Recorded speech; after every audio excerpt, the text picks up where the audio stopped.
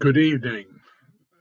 This is John Dixon. I'm president of the Tewkesbury Historical Society since 1991 and have been a teacher all my career. After university, I did a gap year for voluntary service overseas, and they sent me to Nigeria, to the Benin state at Holy Trinity Grammar School, Sabongida Ora.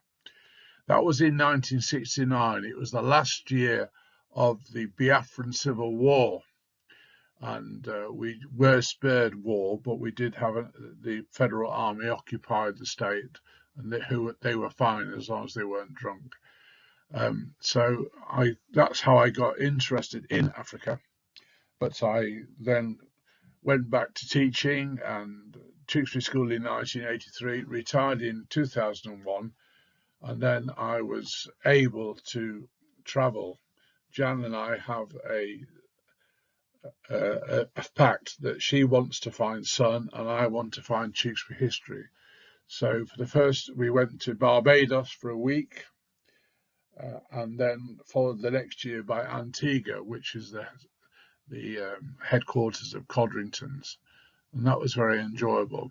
I do have a nephew who also volunteered for the VSO, and he went native though, and he married a Ugandan girl. Uganda was not part of the slave trade, the British slave trade, although the Arabs were involved in the Middle Ages. But he ended up living in Benin, which in our day at school was known as Dahomey, which was a very important source of slaves for the West Indies. So I did visit there and saw what was left of the castle where the slaves were held, and they then marched to the beach and loaded into boats, canoes to be taken over to the ships for the Middle Passage, which was dreadful for them. So I have kept in touch with that, but once I retired, I thought that Codrington was a very important story about Tewkesbury history, and I very much wanted to follow that up and perhaps write a book about Codrington. But in 2020, I felt that history had become politicised, and so I've never yet published the book, and I think now I'm past it. But this is my attempt tonight as a historian to tell you what I know about Codrington and the context of his life with Tewkesbury.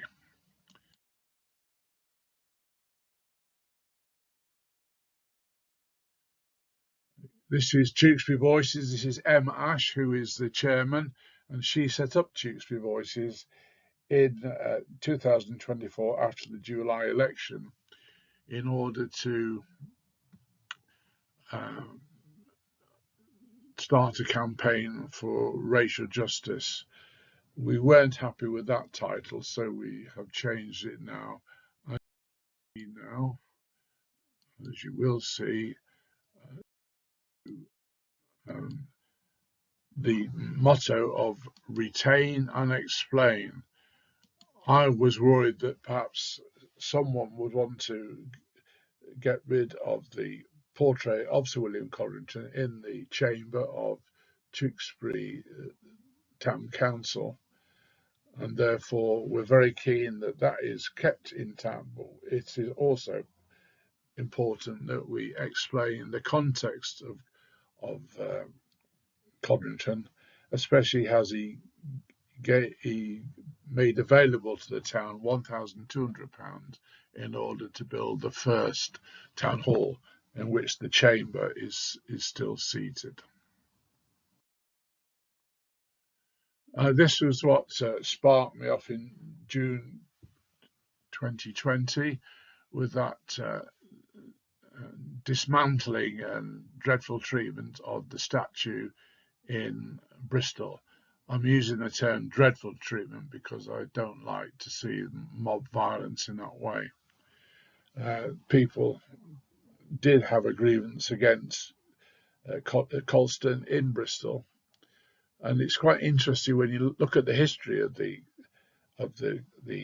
statue. It wasn't put up until 1899, which is when there was a bad period of social unrest in Bristol, and it's thought that that statue was raised to try and present a conservative view of the history of Bristol. We know in 2020 that conservative view was destroyed. We don't want to see that happening in Tewkesbury, or I don't, certainly. And that's the statue, the portrait I'm worried about, Sir William Codrington, and it was executed by a royal artist, Sir William Beechey, who also painted the picture of Queen Charlotte, which is King George III's wife. And he did do two versions of the Codrington portrait and charged for that privilege of doing it. And my hope is, of course, being a Conservative, that the portrait will remain in Tewkesbury Council, where it started in 1789, and hopefully it'll continue after 2025.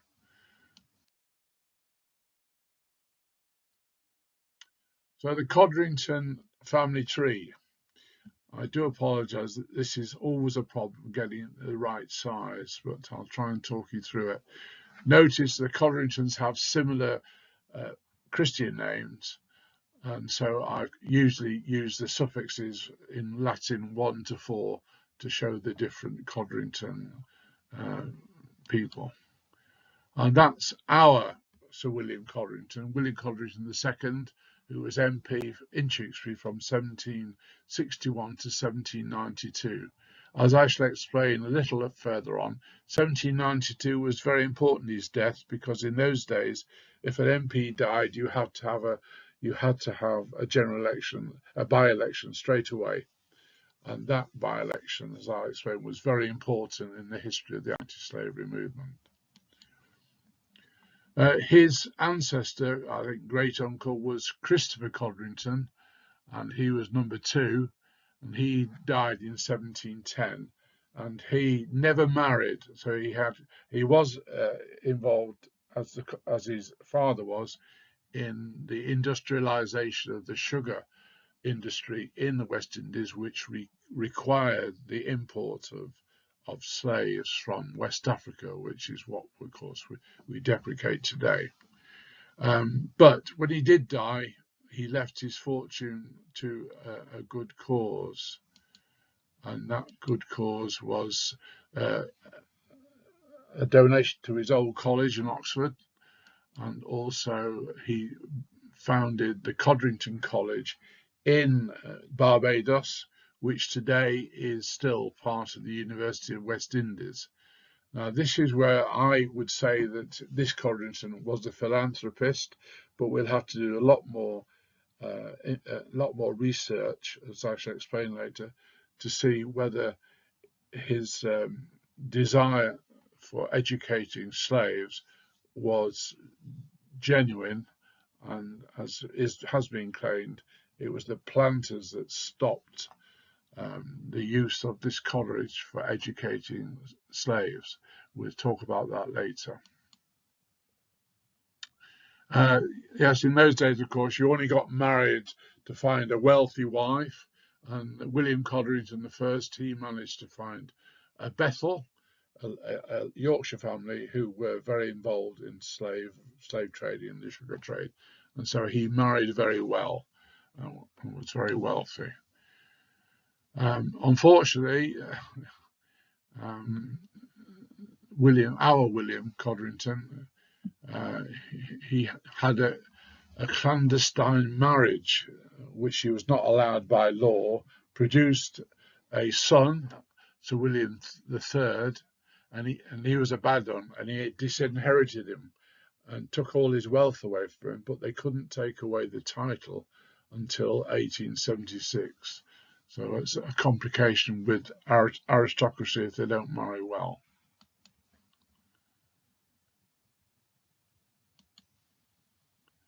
And then there's a problem when William Codrington died. He had that son which he disinherited, so the they had to find another successor, which unfortunately that was Bridget Codrington, his sister. And in those days, of course, sisters were not treated as equals. And it was the fact that she married a Dowdeswell that became important in our history, because when Sir William died, he was replaced by William Dowdeswell, which we shall talk about later. And then they then had another. Bridget didn't. The Dowdeswell did not produce a legal heir to the Codringtons, so they then had to find another brother and his descendant, and so Christopher Bethel Codrington became the MP for Tewkesbury, I think from 1807 onwards. All very complicated, problem of aristocracy. So a bit more explanations here. Christopher Codrington, I call him the philanthropist. Now, this is disputed by some of my colleagues, and we need to really find more detail to find out if he genuinely was a philanthropist, and he did try to educate the slaves in Barbados. Another William Codrington there, he was the first baronet made by the king in 1721, and a baronet, of course, keeps the title when he dies, unlike Sir Chris Richard, who will lose his title because he's only a knight. And William Codrington made a good marriage to the slave-owning heiress, the Bethels.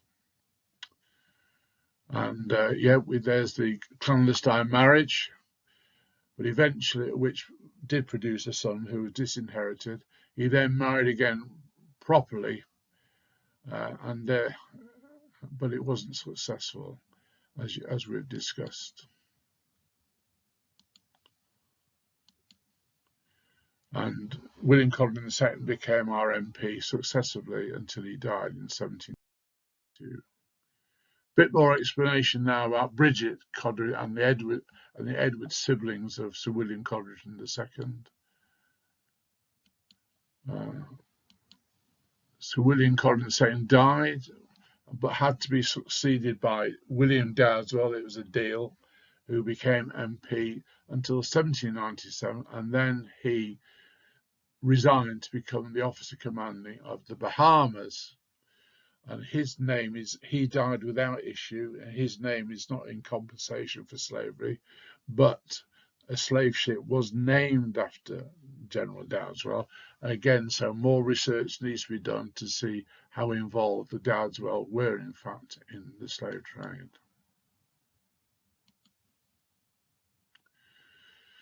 So the new MP was Sir Christopher Bethel Codrington. He had to take that name to inherit the money from the Bethels. He was a nephew, and he was there at the time of the abolition of slavery. He did resign in 1812 and was replaced by another Dowdeswell, J.E. Dowdeswell. Again, his name does not appear to have benefited from compensation for slavery. But the Christopher Bethel Codrington, he did benefit. He got 31,000 for losing about 2,000 slaves.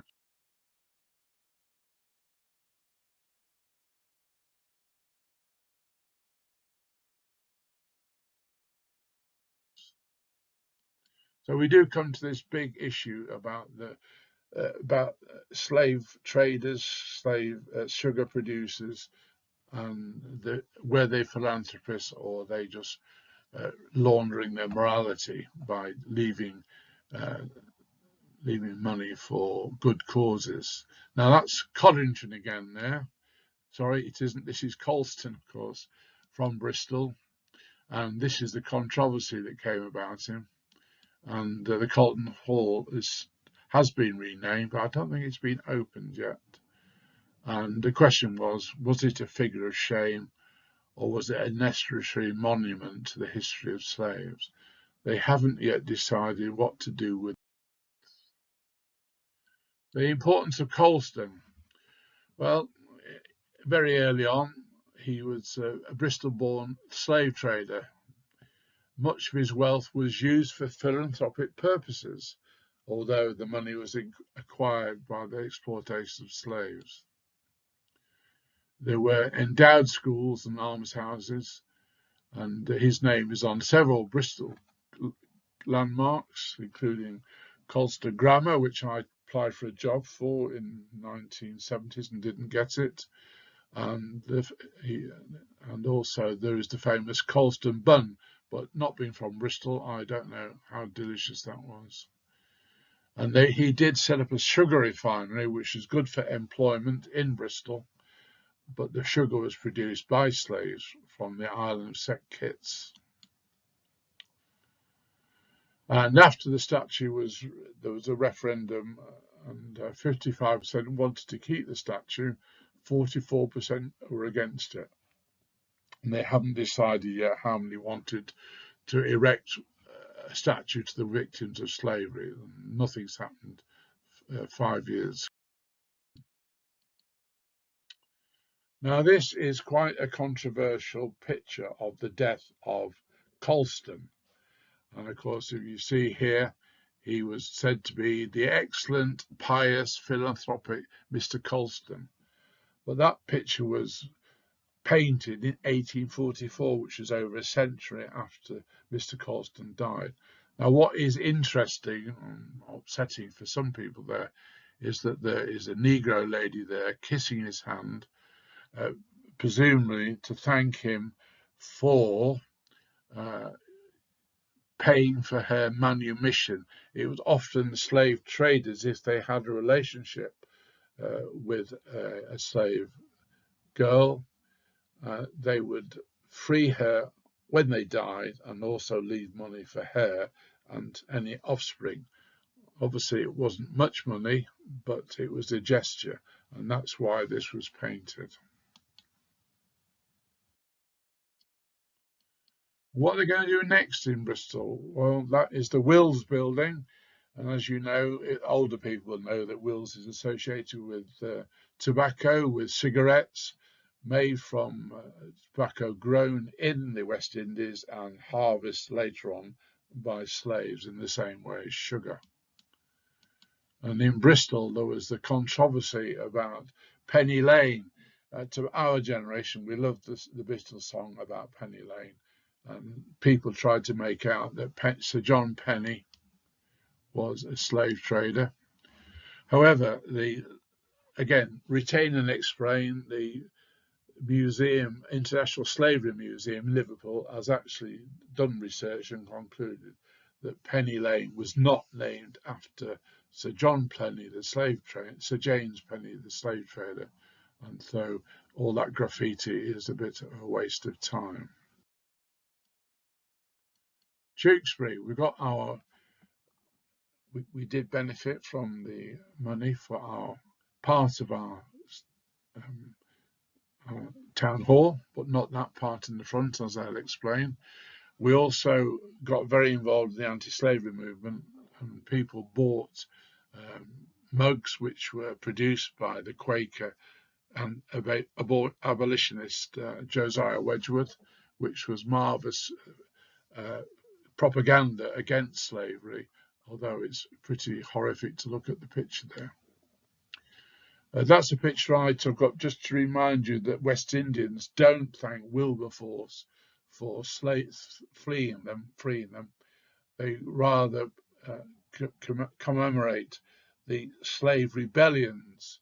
And this is the Barbados Rebellion of 1816, which is known as the Booster Rebellion. And but the rebellion failed, but the repression was so violent and ugly that it inspired especially evangelical Christians in Tewkesbury and other towns to oppose slavery in the early 19th century. And I just do want to say, if you go to Antigua and you want to know about the slave trade, the locals will tell you must read this book by Papa Sam, To Shoot Hard Labour. Now, he was not born a slave. He was born 30 years after emancipation. But basically, the life for slaves. Well, they weren't slaves anymore; they were free, but it was very difficult for them to earn a living, as I should come on later. Now, the strange by-election of 1792, when Tewkesbury became history, the obvious Codrington, who would like to have taken his family's role as MP, because in those days it was regarded as property, and therefore you passed being an MP from one member of the family to the heir, and you expected the people of Tewkesbury to vote for him. But this wasn't done that way. And eventually it was the Lieutenant William Downswell of Bushwell Court, who was the uncle of Bethel Codrington, who actually became the MP for Tewkesbury. And the reason was that the Anti-Slavery Society, which had been formed in 1787, decided to fight this election and try and get Captain Thomas Lloyd of Glamorgan of the Royal Navy to be the next MP. And he was supported very much by the Quakers. He didn't become the MP because William Downswell, he made a promise that he would support abolition in Parliament, and in that sense that people took him at his word and supported him those who had the vote supported him to become the MP. So Captain Lloyd did not become the MP of Tewkesbury, but it did worry the Codringtons and the Downswell, of course, and they didn't take for granted in the future that they would become our MPs when one of them died. So the system had changed. Now, MPs in the old days, we should remind the present, isn't Mr. Cameron, of this, that they used to be very generous to thank the people of Tewkesbury for voting for them. And in the case of Sir William Codrington, he provided £1,200, which in our money is about $64,000, £64,000, famous for our generation, that amount. And he did actually make a loan to the town council of 1,200. It wasn't a gift, it was a loan. Even so, the town council could not afford to pay it. And in 1828, they went bankrupt as they were £6,000 in debt, partly because of the town hall. They borrowed the money for the town hall, but mainly because the old system of wealth, income from tolls coming into the town just was not sufficient. But we were very lucky that in 1835, a new government, the Whigs were in power, a reforming government, and they passed the Municipal Corporations Act, which led to the proper election of people to run the corporation in Tewkesbury. And so all changed, the debts were written off basically, and life got better in the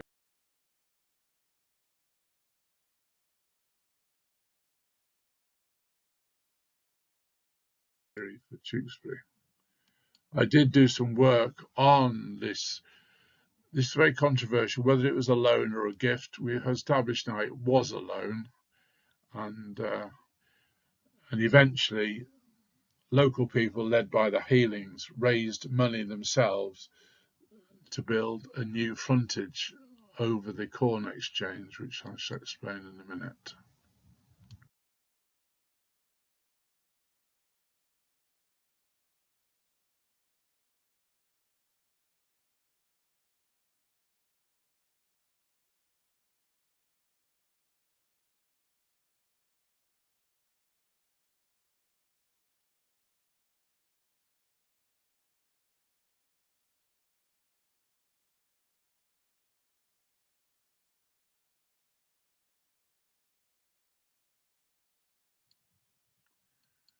So there's the town hall as we know it today. That is actually a much less attractive building, which was paid for by the Codrington 1,200. The frontage was put in 1857.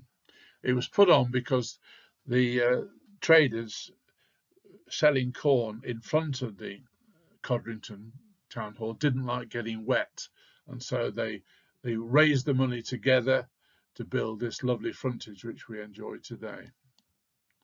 And that's Codrington. And if we look again, you'll see, look at that picture there very closely. You can see the Codrington Town Hall behind the frontage. There we go. If you go to a sale in the town hall today, that is the glass over bit which saves you people from getting. Yeah, the picture again. This is the big issue. A lot of historians, especially in the Bristol area, is that the role of slavery with Colston, because of the philanthropy, has been obscured. And is it being deliberately obscured? Well, the left-wing historians would say that. And Dr. Madge Dresser is one of the historians. And she came to Tewkesbury about 5 years ago to give us a talk about the deliberate obscuring of slavery. And she's still working. So there we go. There is our portrait of Sir William Codrington. And just to remind you that William Codrington did not live in Tewkesbury. This was his family seat, just north of Bristol and Bath. And of course, it's known as Doddington Park. And it was a Codrington residence until 1983. By 1983, the Codrington family had an unpleasant divorce, cost them a lot of money, and they had to sell Doddington Park. And it was bought by this man, whom we recognise as the wonderful Sir James Dyson. Well, he was wonderful when he made vacuum cleaners in this country, but unfortunately he's moved it over to the Far East now. But he does not open his mansion to the public to visits, so we can't go and see the splendour of the Codringtons in Doddington Park. So that's Sir James. A little bit about elections here. The Codringtons were actually desperate to hold on their street, and in the period when slavery was being talked about being abolished. And they owned an alley in Tewkesbury, at least, Codrington Alley, and anybody who had a tenancy in Codrington Alley was expected to vote for Codrington, and if they didn't, he had to give up their tenancy. But also, Codrington bribed people, 115 local inhabitants. They could have a half a guinea present for voting for Codrington, and in modern money that would be £69.81. I think we'd be tempted maybe to pay to accept that bribe to vote for somebody, but of course we don't do that sort of thing anymore. And Codrington, we have to say this, he's not regarded in history as a corrupt politician for that reason. All the aristocratic politicians in a rotten bother Tewkesbury was, that's how they got their seats, by bribing people to vote for them in public. There was no voting in private until the Secret Ballot Act of 1872. This is Codrington's Alley. You recognise that, I hope. The Sapphire restaurant now in Tewkesbury. That is not a door to their restaurant. It used to be the entrance to the alley where poor people would rent their cottages. If they were lucky, they had one pipe for water and also a communal toilet, but they paid their rent and voted for Codrington. And the half guinea, £33. Still a lot of money. Codrington himself, who did become MP in 1812, he was denounced on the grounds that he was an heir to property and human flesh and blood. This was the Anti-Slavery Society who said that. And even the Gloucester Journal published a letter criticising people who vote for him as being Mr. Codrington's white slaves. But they did stay MPs in the county in the 19th century, but not in Tewkesbury. It was far too difficult to get election, especially after 1867. Bit of boring dates for you. 1492, Columbus sailed the ocean blue and discovered the West Indies. And he thought he was going, of course, to India, but he wasn't, and he ended up near America. The Codringtons are interesting. They were political refugees from the English Civil War. They were royalists. They escaped the West Indies, and they found this way of making money there from the industrialization of the slave trade, which needed slave labor to do their work for them. When Christopher died in 1710, he left this huge legacy, £5 million today. Another Codrington became a baronet, respectable in English society. He gave the loan to Tewkesbury to buy the town hall, which was 64,000 in our money. The slavery election we talked about was very controversial, but didn't really achieve much in the long run. And then we get, of course, Wilberforce coming to the fore at long last. After many years, he got the abolition of the slave trade in 1807 in the British Empire only. But the British Empire was policed by the Royal Navy, and as I shall explain later, the Royal Navy actually did go to quite a bit of trouble to stop the slave trade. But that's another story. 1807. Not the abolition of slavery. Bit about the West Indies for you. Barbados is there, and Antigua is not far away, and Jamaica is some distance away, which we got from the Spaniards. I've been to Barbados, I've been to Antigua. I was desperate to go to Jamaica. We had a deal, because Jan wasn't very keen on going there. We had a deal in COVID to go to Jamaica, but because of COVID, we had to give up our booking. So I have never yet got to Jamaica, and I doubt now whether I shall, which is very sad for my historical knowledge. Antigua, very interesting. More boring dates. 1807 again. 1834, emancipation. Well, it wasn't quite emancipation. In every colony except Antigua, ironically, slaves were apprenticed for 4 years to learn how to be free people, and then in 1838 emancipation finally came. Freedom. And there was compensation paid for by the British government, as I shall explain soon. But it was not compensation for the slaves, it was compensation for the slave owners who had lost their property. And that was a bribe to get them to vote for the abolition of slavery in 1834 to 38. That's the way things were done in those days. And 1846 is a very important year. If you did history at A level, you've learned about the end of the Corn Laws, which broke the Conservative Party. But we don't talk about the fact that also the very beneficial sugar duties, which helped the former slave owners in the West Indies, was lost to them, and it became very difficult to sell sugar on the open market, a bit like Trump and tariffs really today.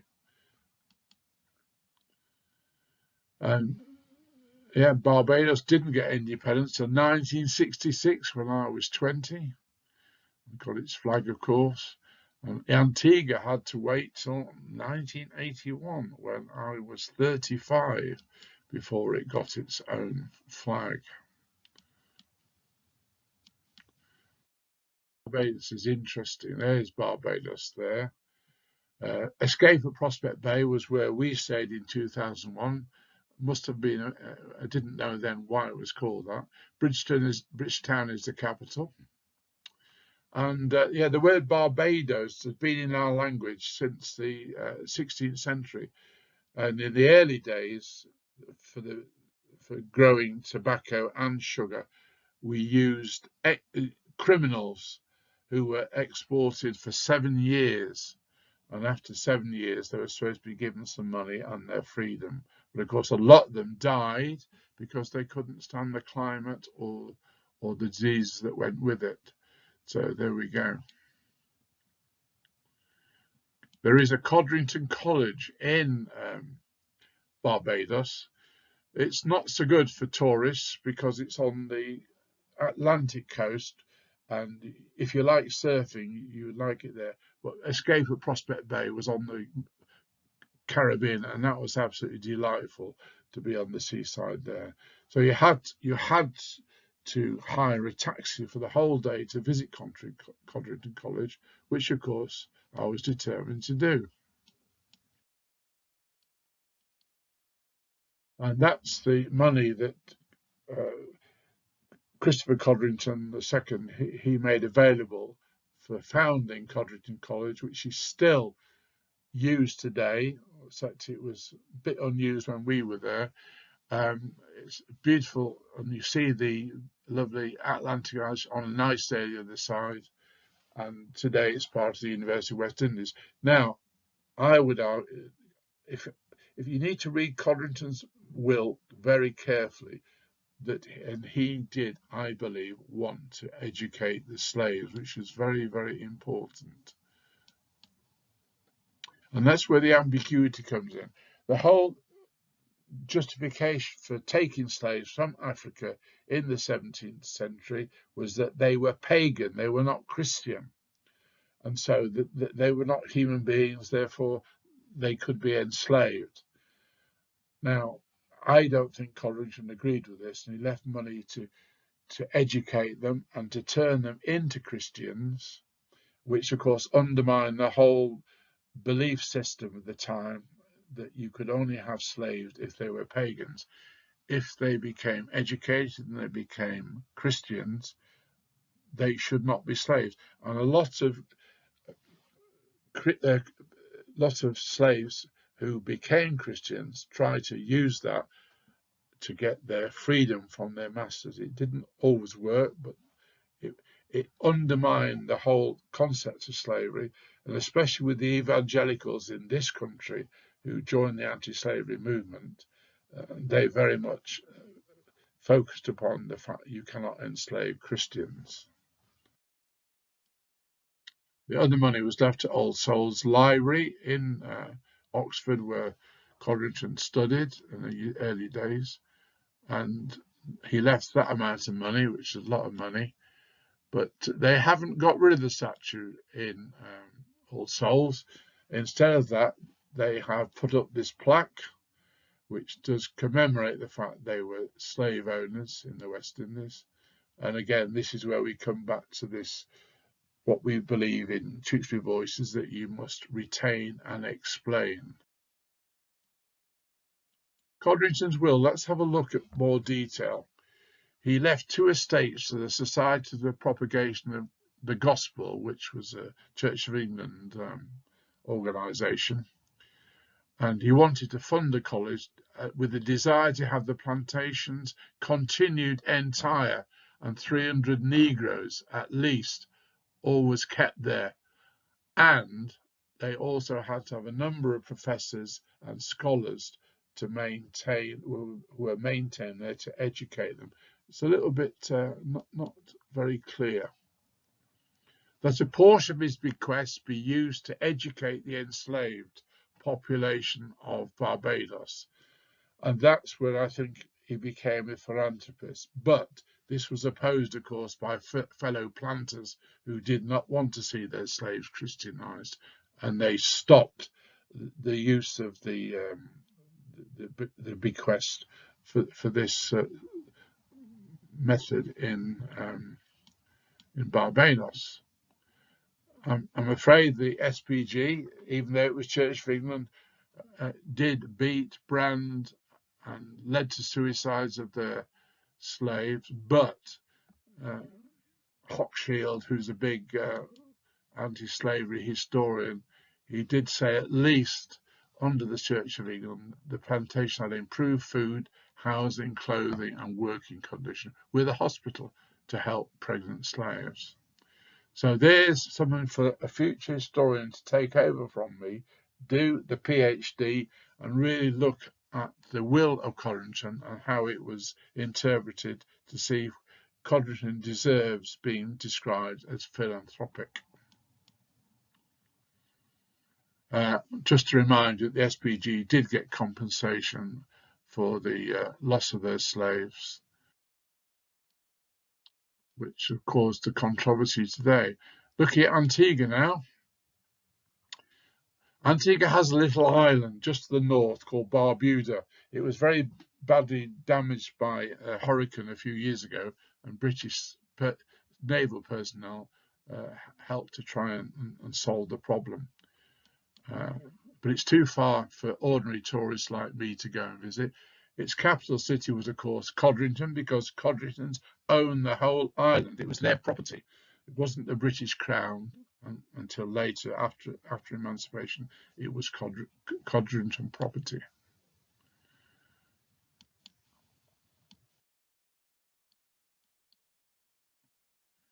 There we go.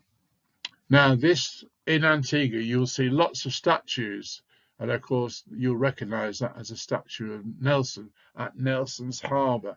Now, Nelson, again, very controversial today. Nelson learned his trade as a seaman in the West Indies. He was there to stop the French stealing our colonies in the West Indies. And naturally, he married a local girl, and she was the widowed daughter of a slave owner in St. Kitts. And that's a picture of her. You know, it didn't do a lot of good in the long run, because eventually Nelson abandoned her for Lady Hamilton and had a child with her.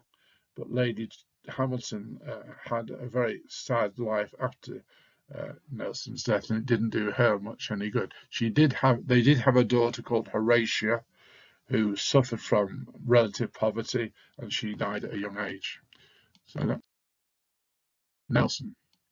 So yes, all this sugar was a dubious source of income. I wanted to visit Betty's Hope for myself, but sadly, it's been destroyed today. And there you can see me 20 years ago, standing where Betty's Hope headquarters used to be. And we've just got a few Britain Explained there, which explains that that was the administrative centre of the Codrington's many estates. So not much to see today, but it is still there.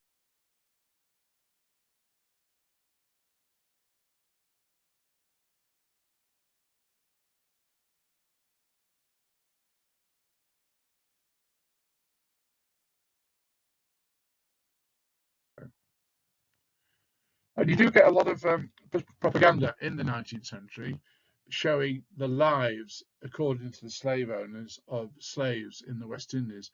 And you can see there, and on this next picture there, they're working okay, but there's no the violence we associate with the Wedgwood mugs. And of course, it was sanitized for the British public to show that, in fact, slaves were being well treated and didn't need to be freed. But Papa Sammy again, the guy who wrote the book about life in Antigua, he said every N, you know the word, wanted to work at Betty's Hope. Betty's Hope, although it was a plantation and it had been a slavery plantation, they treated their former slaves relatively well compared with a lot of slave estates. But all the sugar estates after emancipation couldn't make a living, and the way they saved their costs was by cutting the wages they paid to their freed employees.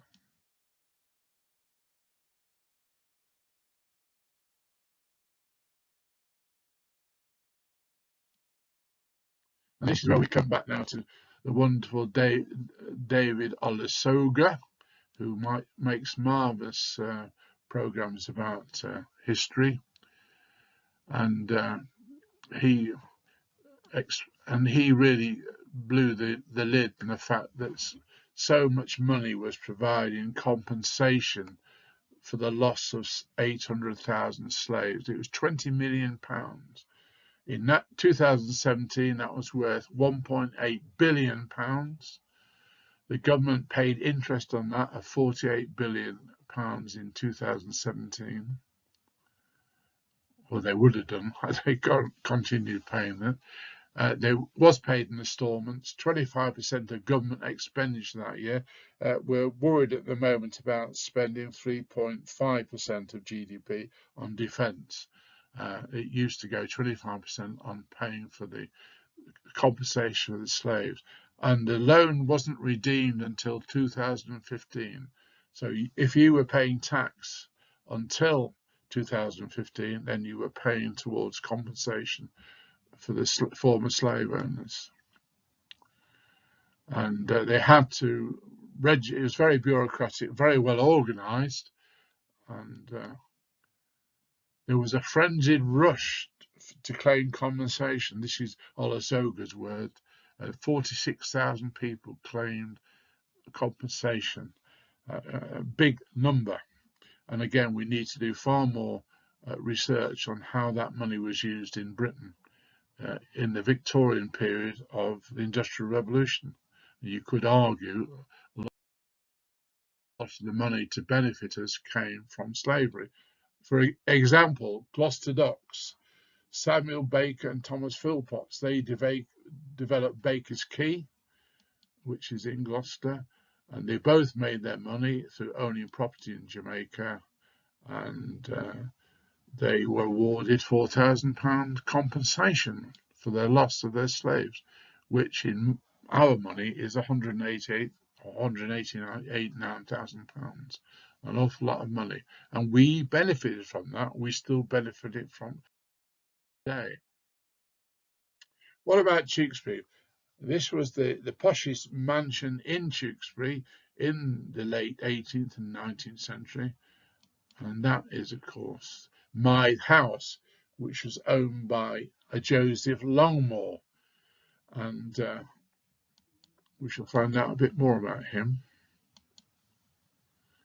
He actually did own 13 slaves, and he did get that amount of compensation, which in modern money is £29,000. Not a lot by comparison with other slave owners, but he still did benefit, and he still could afford to buy that wonderful house on the Mythe. It was actually turned over to the Americans in World War II, and they, as usual, trashed it, and it was knocked down in 1855. And if you want to know where it is today, well, that is it. There's a road through there. The actual house is on the left-hand side there. And if in the future you buy a house on the new Mythe Garden Village, then you'll have an indirect link there, a vicarious link with slavery and the slave trade. But there we go. Brian Linnell's very good source. Brian Linnell spent most of his life in the White Bear in Tewkesbury, enjoying a drink with his friends, and he wrote this wonderful book called Tewkesbury Gossip, which you don't have to believe what he said, but usually he's pretty accurate. And he said that he wrote this about Joseph Longmore. He retired at the age of 33, having made a fortune in sugar. I don't know how he made his fortune, unfortunately, but he could afford to buy the Mythe House, one of the finest houses, and he lived there for 40 years and died in 1854. But unfortunately, all his sons did the right thing and joined the army, and they all died young on the way to the Crimean War, which is very sad. So there was no male heir. The whole estate was auctioned, and the sale itself lasted 5 days. Very rich man. And we do find another interesting name, which interests Emma for some of her research, is that Codrington was receiving money from an H. Falk, and in an election, as you see there. So Falk was involved as well. Now, who is this Falk man? He was born in Barbados, and the Falks had been bailiffs in the town for many years. And he became attorney he was a natural for town clerk, coroner, freeman, bailiff 7 times, church warden, and a founder shareholder in the Tewkesbury and Upton Bank. And you wonder, of course, where the money came from that he could invest in that bank. We need to do more research on that. He married well to the daughter of the vicar of Twinning, who lived at Twinning Manor House, which is still there.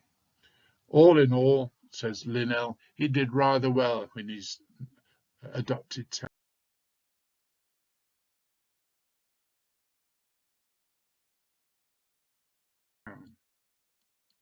So we're still in debate about philanthropy and morality laundering with slavery.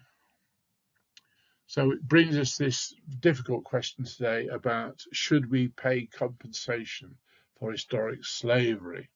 That is very controversial, and of course, if we did involve in paying money in compensation, where on earth would the money come from? From the taxpayers, but where it is. So, we've only got one historian who's done a lot of detailed work on the Codringtons, and unfortunately, Margaret Tweedy got her MPhil from Birmingham University only on his accounts for Barbuda. And Barbuda was not treated in the same way as Antigua. And we do need someone to go through the accounts of Antigua. And I have to admit that William I lived there for 5 years. And of course, he was separated from his own family. And he made a relationship with at least 5 Negro women and children who he granted in his will freedom and money for the children and the women as well. Again, immoral, but that's the way things were done at the time. And of course, William II, our MP, never lived in the West Indies at all, and all his estates were managed by attorneys, and his only interest was in profit, okay, which of course came to the family and may have come to helping make that loan town hall. So now our Derek Benson, membership secretary of the Tewkesbury Historical Society, he's decided he wanted to investigate anti-slavery activism in Tewkesbury in the 19th century, and he focuses there on Sir William Codrington. And it says there that such a system should so long have been suffered to exist in any part of the British Empire will appear to our posterity almost incredible, but it did happen. Now he's investigated people who were involved in the abolition movement in Tewkesbury, and he's produced this list of people here. I'm going through it very quickly. I'm interested what sort of people were they. E means they were part of the elite of Tewkesbury. They were bailiffs. So quite a few of them were elite. Others of them were Quakers. They were pretty highly involved in the anti-slavery movement. And also the Presbyterians, which was the chapel in Barton Street, which is now a private home. And Baptists were also involved actively. And another Quaker there, another Presbyterian, another Baptist, and only one member of the Church of England did we find that was involved in the anti-slavery movement. Was he an evangelical? So indeed, future research can be done on these people to find out more. Now, what about the Friends in Tewkesbury? The Friends was the former word for Quakers, and the Quakers were very important in Tewkesbury. In 1750, there were 50 Quakers in the town at least, and in 1804, they built a meeting house in Barton Street with a burial ground.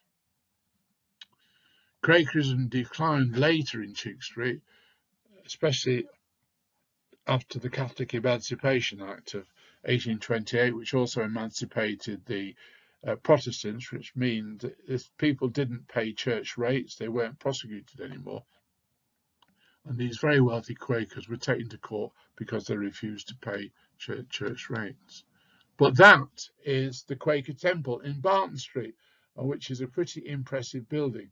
They were for a long time in St Mary's Lane, and so they then moved out to this wonderful temple in 1805. But today, you use it as the Watson Hall, where you have parties and you have mayor making, as we shall on May the 19th. And so it's a very important part of our institutions in Tewkesbury, and it's still owned by the Borough Council.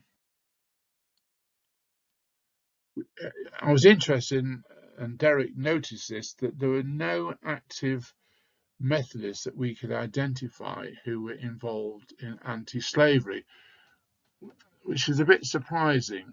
That was the Methodist chapel at the time of emancipation.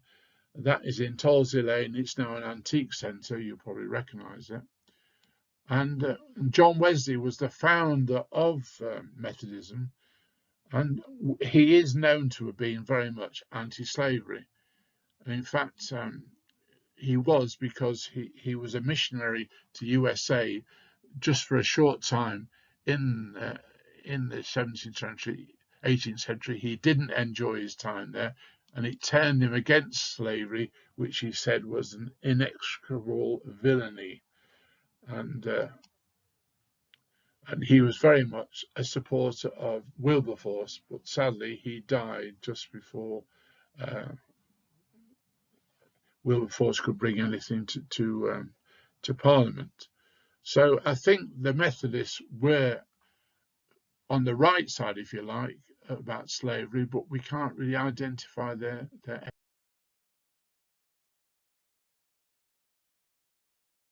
efforts. Now, Tewkesbury's role is quite interesting. There is a medal which was presented at the time of emancipation, and we have just got this medal in Tewkesbury, and that's one side, that's the other side of it, very nice. But we only knew about it because Bolton Museum contacted us and says, we have a medal presented in Tewkesbury. Unfortunately, it doesn't have the word Tewkesbury on the medal, but we know it was presented here because of James Bennett's history.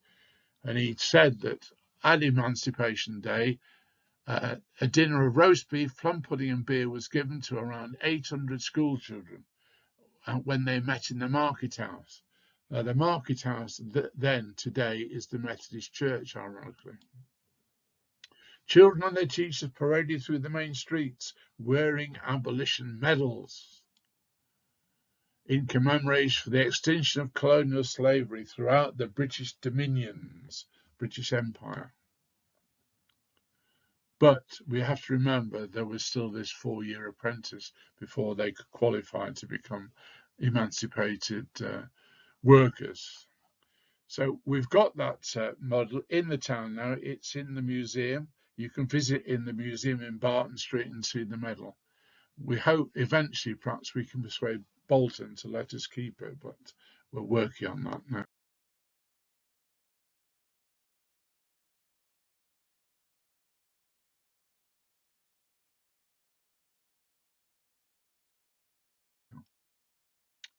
Now, this is controversial, and politically, I think we ought to raise this monument to people in the Royal Navy who gave their lives to stop the slave trade after 1807. That's the statue that's been proposed. But we have to remember that after 1834, the USA in particular and Brazil were importing slaves, and the British Navy was used to stop them. We managed to free 150,000 slaves in those 50 years there. And to do that, 2,000 British sailors died. Some of them would have been freed slaves, but because they died, not so much because of enemy action, but because of the climate and disease. And those people gave their lives to try and free slaves.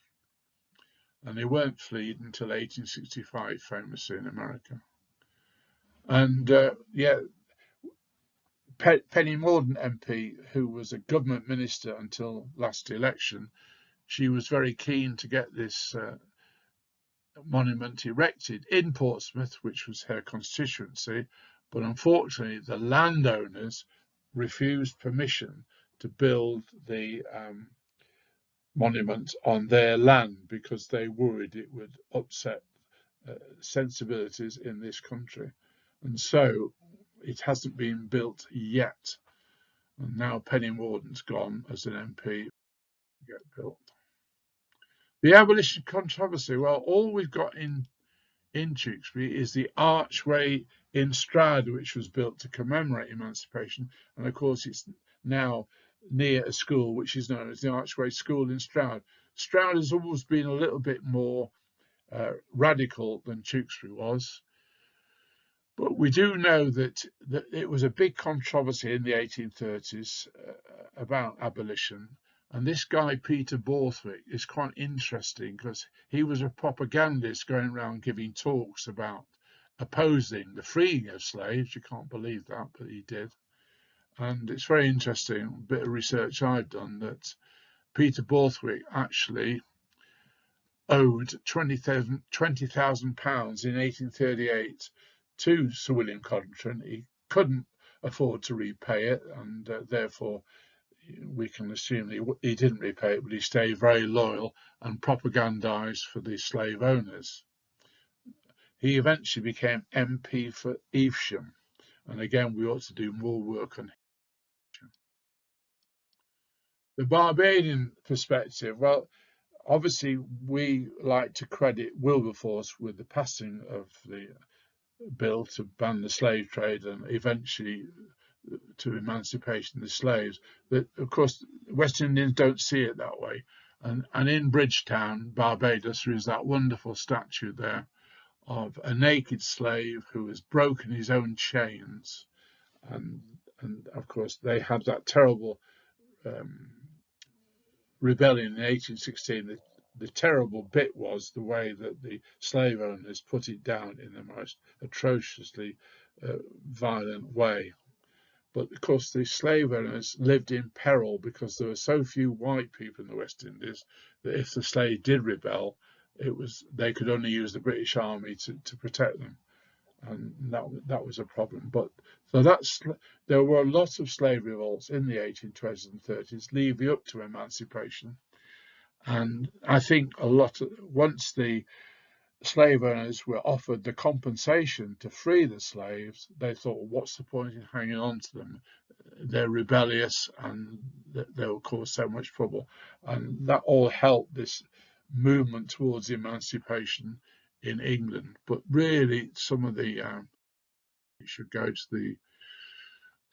well, who should the credit go to? We've always said it's William Wilberforce and the Evangelical Church fought for the abolition of slavery, and Wilberforce himself died 3 days before the bill was passed through Parliament, which is ironic, really. And there's a statue of Wilberforce in Hull, where he comes from, and I, of course, no, he didn't come from there. He was the MP for Hull, and that's relative to Grimsby, and we'll visit there.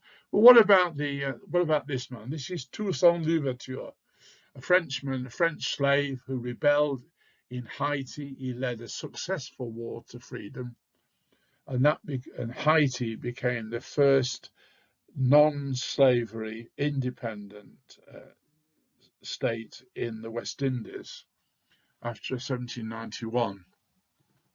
They haven't had a very happy history since then, and at the moment there is a civil war going on there.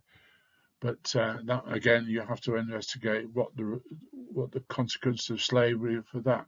But that is the picture there of Louverture.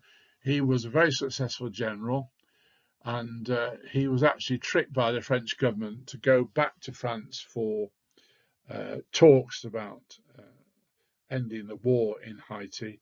And when he got to France, he was imprisoned, and he died in prison in the east of France, and he died of cold and neglect, really. But that is the hero to many West Indians.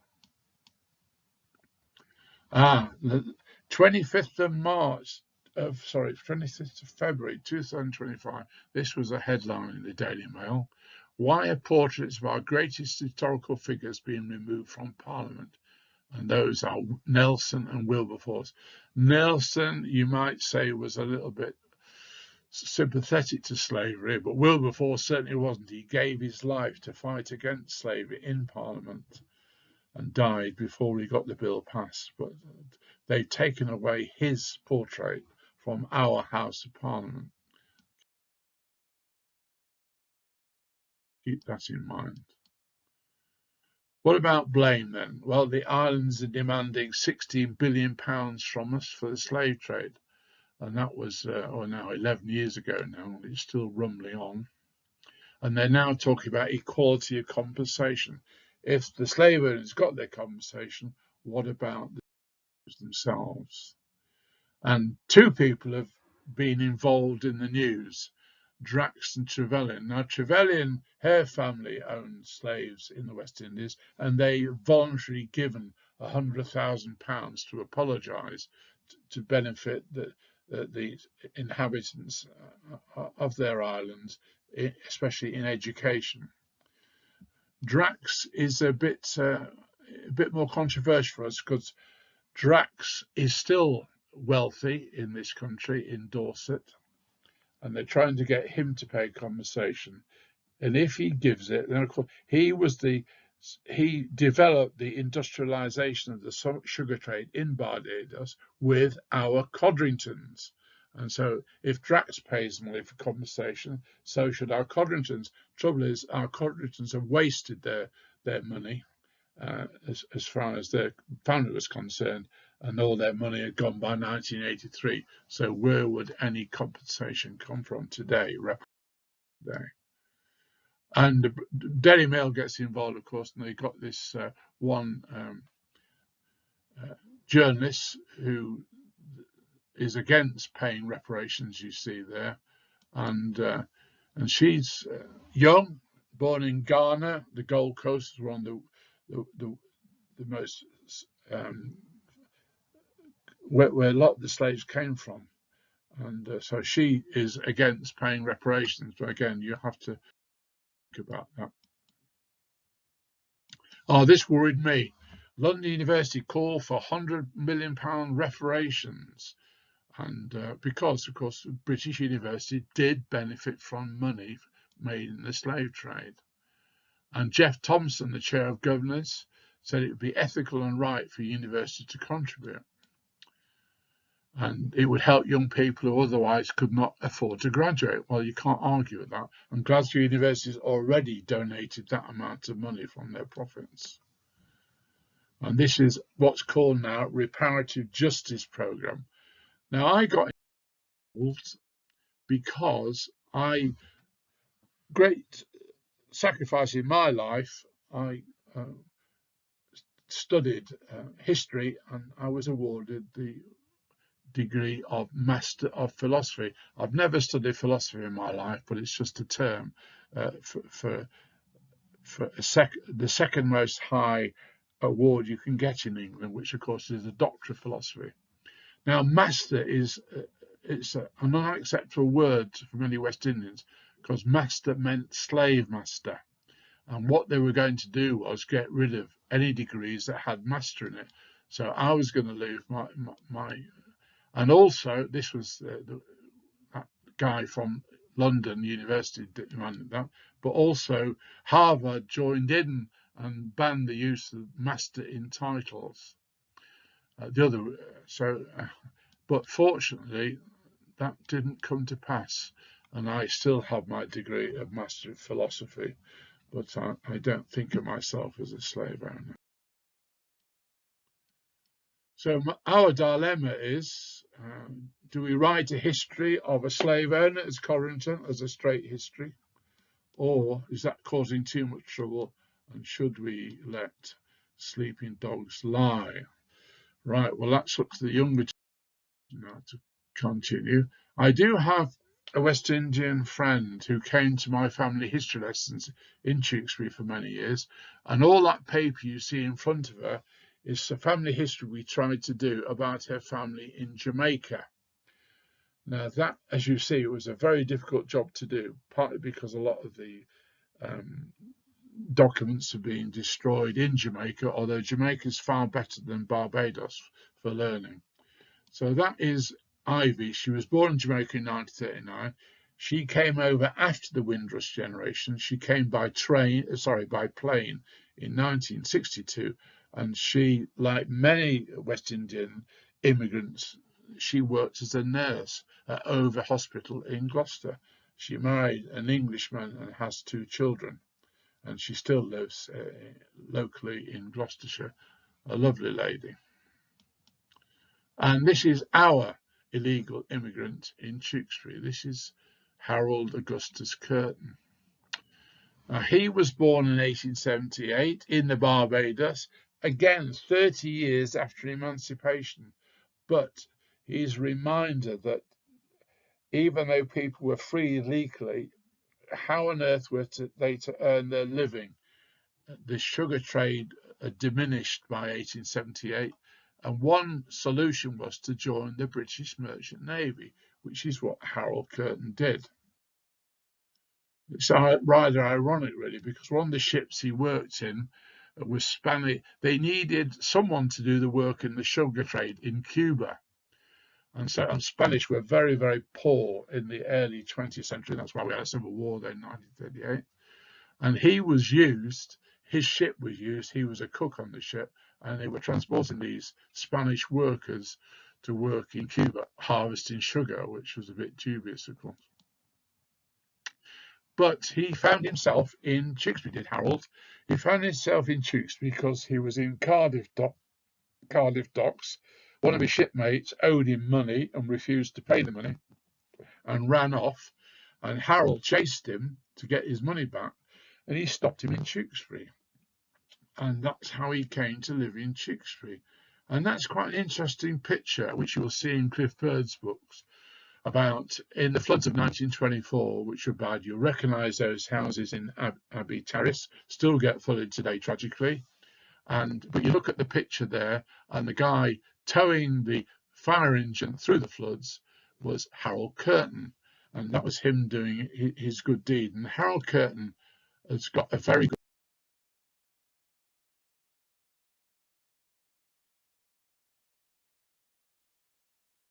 reputation as being one of the we would call it illegal immigrant today. There was no legality, he just stayed and chose to stay. And again, it was Brian Linnell who wrote, he was a remarkable man in the 1920s. One, because he was jet black, a rarity in this town, and people still remember him as that sole black in the town. And 2, he was unique. As just one among hundreds out of work, he received the dole in the 1920s and 30s. But what made him so different was that he did get a job between 1920 and 1930, and he repaid all that money at £5 weekly.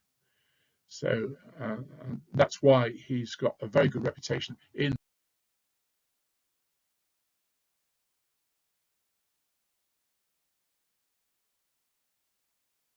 this town.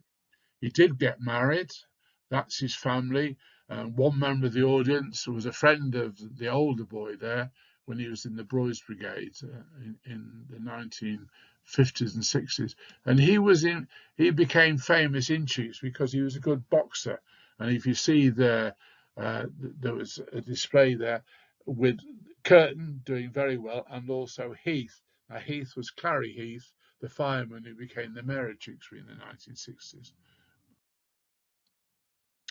And also, he was very much involved with the Salvationists. The Salvationists were very integrationist, and they welcomed the Curtins into their family.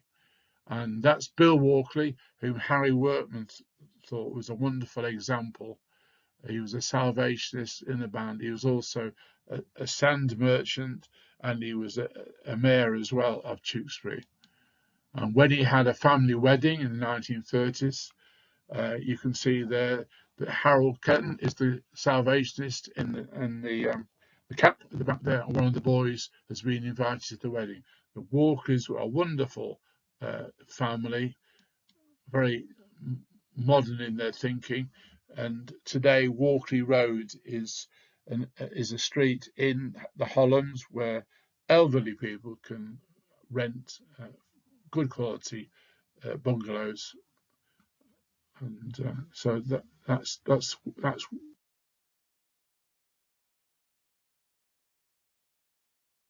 the Walkers. So time to finish now. We've got the West Indian people I've come across are so forgiving. Should they be forgiving of the way our ancestors treated them in the 17th and 18th century? A good question. The Curtin family have been very helpful. I've written 2 articles about Curtin, which you can read in Tewkesbury bulletins, about their lives as so-called illegal immigrants in Tewkesbury, and you'll be proud of them, and if you knew them, you would still be very proud of the Curtins. And the members of the Historical Society have really helped me. So we're now left with this portrait. Should we keep it or get rid of it? And I've sort of drafted out a 1-page of A4, which we could probably turn into a plaque, explains the role of Codrington in history.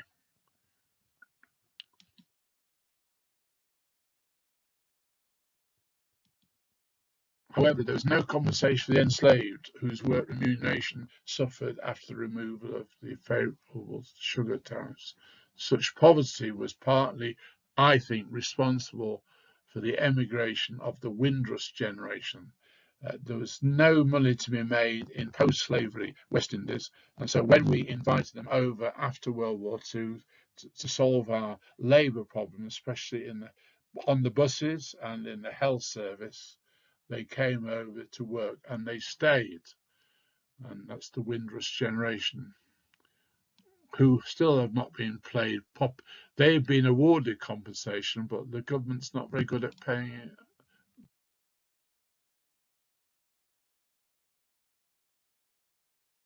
it over. So I would like someone to take over from where I started off. Somebody ought to try and get a PhD by studying the Codrington documents. To do that, you have to go to the Gloucester Hub, and unfortunately they sold all the documents to America for money, and we've only got microfiches left. They can be studied, they're not easy, they need young eyes to do it, and we have been told that we potentially may be able to recruit a PhD student from the University of Gloucester to take this important work on, to decide whether Codrington was a slave owner only or he was a philanthropist, and really did the Society of Propaganda of the Gospel fulfill or deviate from his will. That's where we talked about Christianity and slavery. And the other question we need to answer is to really do some data research and see how much we benefited in the Victorian age in industrialisation from the compensation paid to slave owners. It needs doing really systematically, and I hope we can do that in the future.